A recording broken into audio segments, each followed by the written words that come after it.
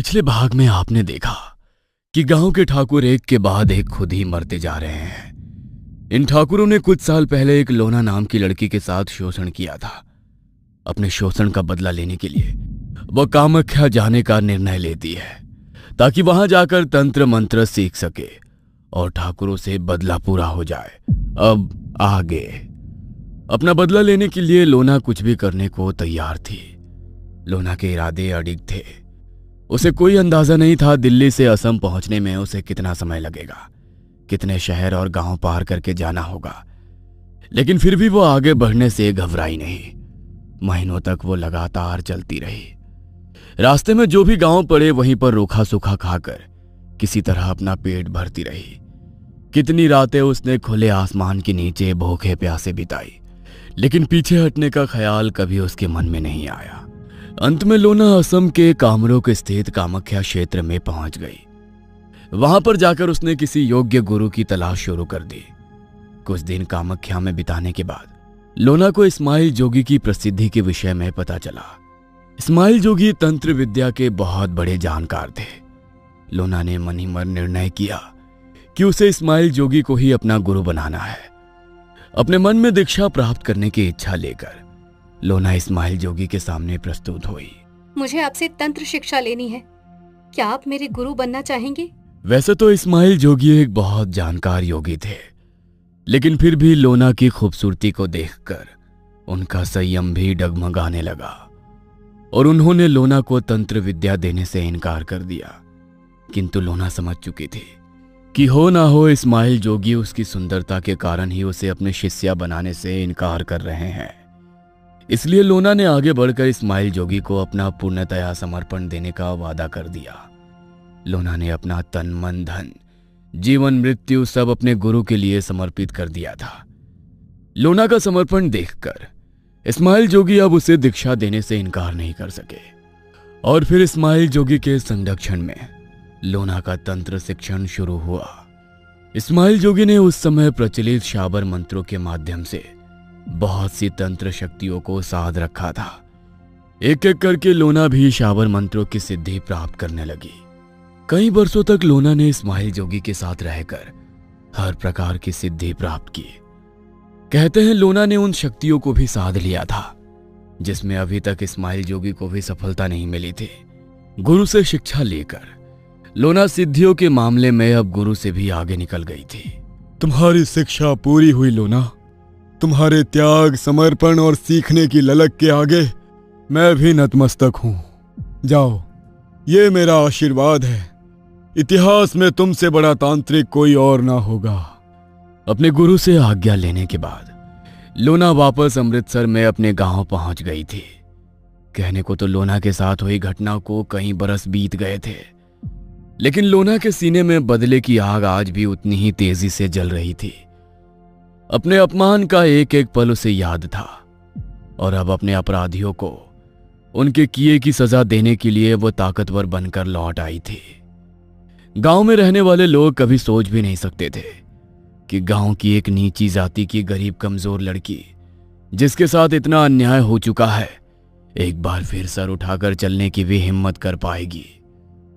अपनी तांत्रिक शक्तियों की मदद से लोना ने एक एक करके ठाकुरों से अपना बदला लेना शुरू कर दिया था। अमावस्या की रात थी। लोना के परिवार में कोई नहीं जानता था कि लोना किस प्रकार की शिक्षा प्राप्त करके वापस लौटी है। आधी रात बीतने के बाद लोना ने अपना तंत्र मंत्र का सामान बटोरा और किसी से भी कुछ भी कहे बगैर दबे पांव शमशान भूमि की ओर बढ़ गई। वहां जाकर उसने शाबर मंत्र की सहायता से एक तंत्र क्रिया की और एक प्रबल शक्ति ठाकुर की हवेली की ओर छोड़ दी।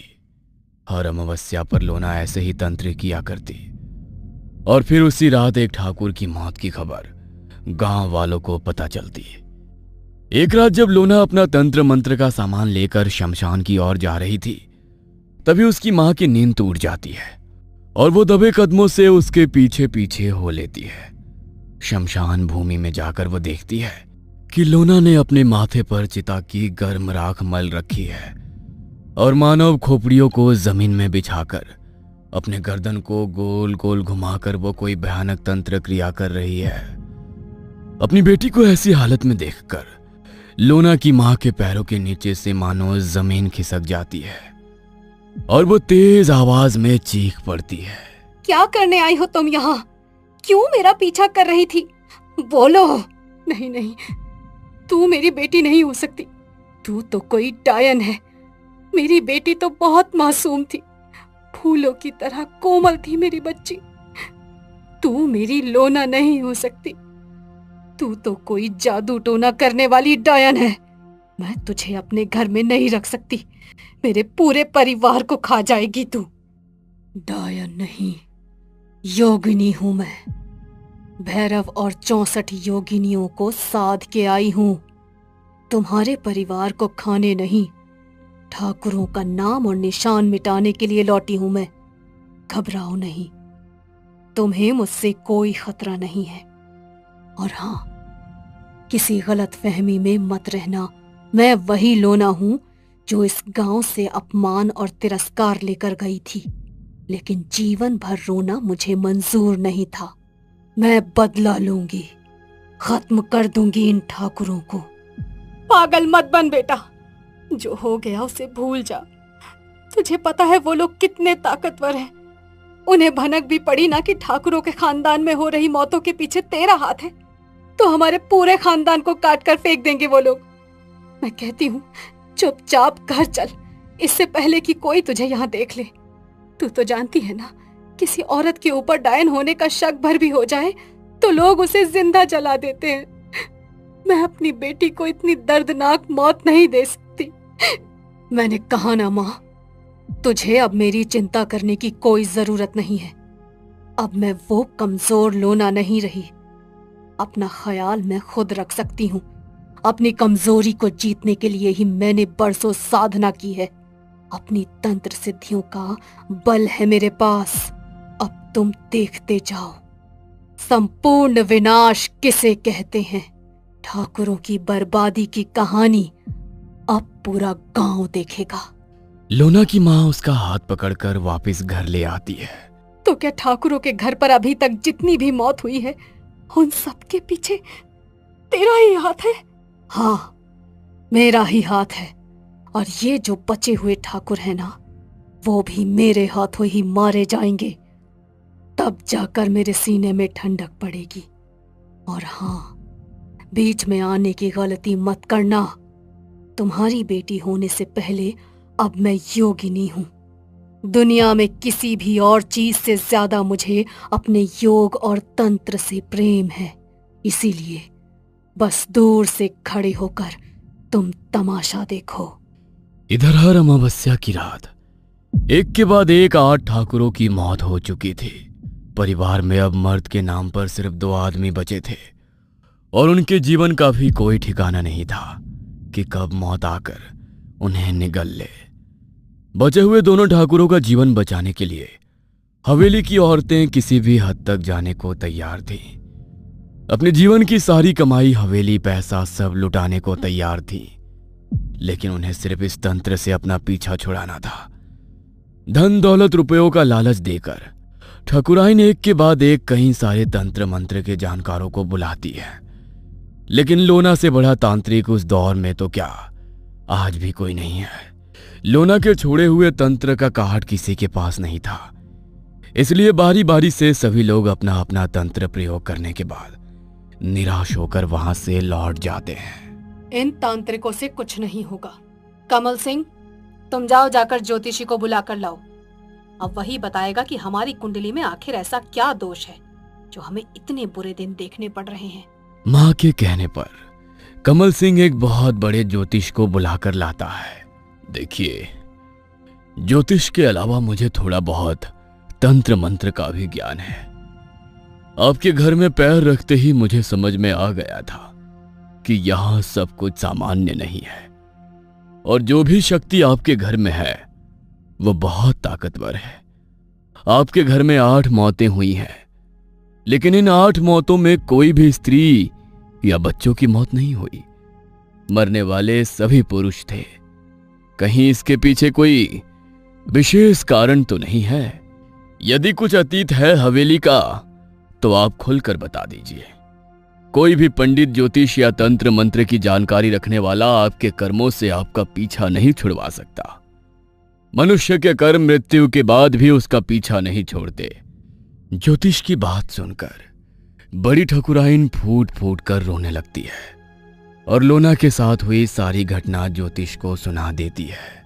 जिस बालिका के साथ आपके दरवाजे पर इतना दूर व्यवहार हुआ, उसकी हाय लगी है आपके परिवार को। अब तो ईश्वर ही आपका भला करेगा।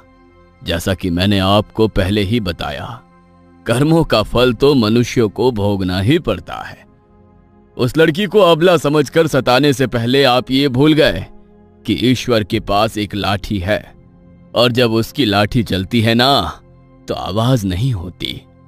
हो सके तो उस बच्ची के पैरों में गिर के क्षमा मांग लो अपने कृत्य के लिए।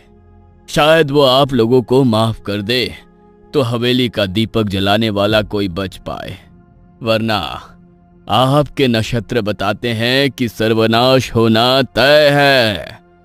बहुत समय नहीं है जब ये हवेली सुनसान पड़ी होगी। आज्ञा दीजिए, मैं चलता हूं।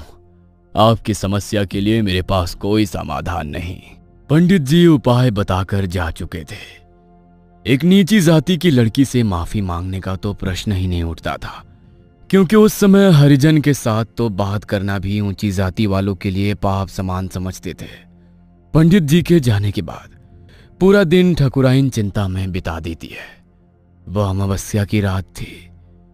एक बार फिर लोना शमशान की ओर जाकर अपनी शक्तियों को जागृत करती है, और उसके कुछ देर के बाद बचे हुए दोनों ठाकुर भी फंदे से लटक कर अपनी जीवन लीला समाप्त कर लेते हैं।